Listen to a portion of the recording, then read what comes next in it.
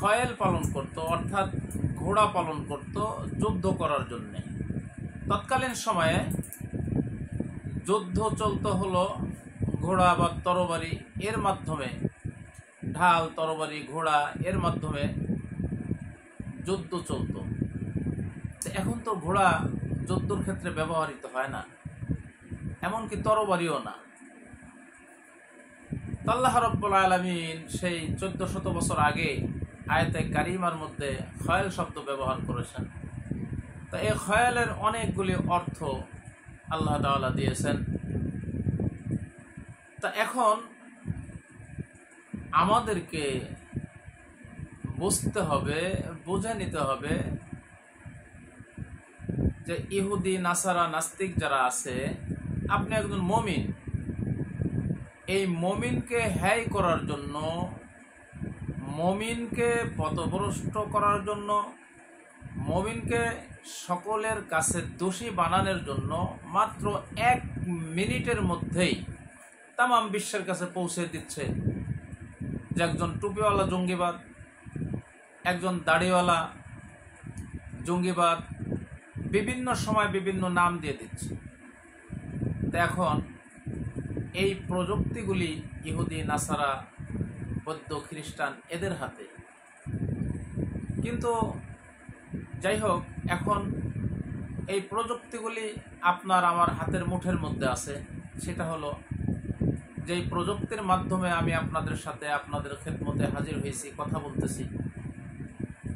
এখন এই প্রযুক্তির মাধ্যমে আপনি যদি সঠিক কথাগুলি তুলে ধরেন এবং কোরআন এবং হাদিসের আলোকে আপনি আপনাকে পরিচালিত করেন, হ্যাঁ, আপনার হাতে স্মার্টফোন আছে, এটাও একটা প্রযুক্তি, খয়েল যদি মনে করি।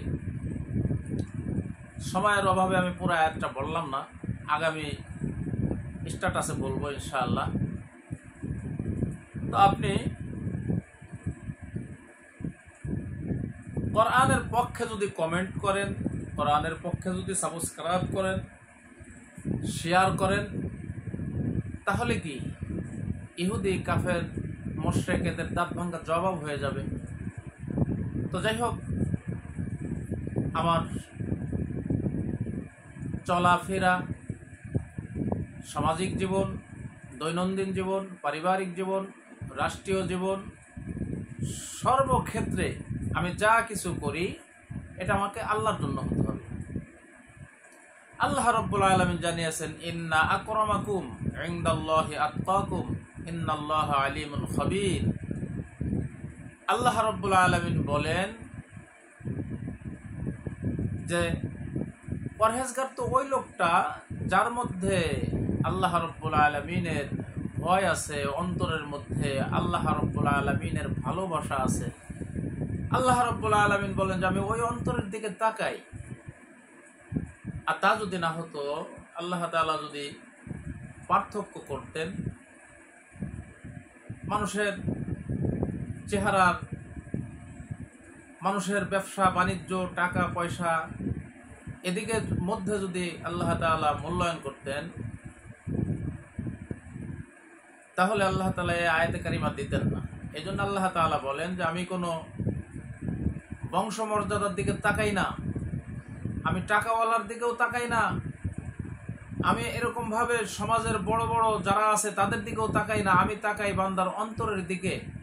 আর বান্দার অন্তরে কি চায়, আসুন আমরা সকলেই মহান আল্লাহ রাব্বুল ইজ্জতুল জালালের রিজামন্দির করি এবং নিজেকে নিজে কোরআনওয়ালা বানিয়ে নেই, নামাজকে নামাজ বানিয়ে নেই, আমার ঈমানকে আরো মজবুত বানিয়ে নেই। আল্লাহ রাব্বুল আলামিন আমাদেরকে আমল করার তৌফিক দান করে। আমিন।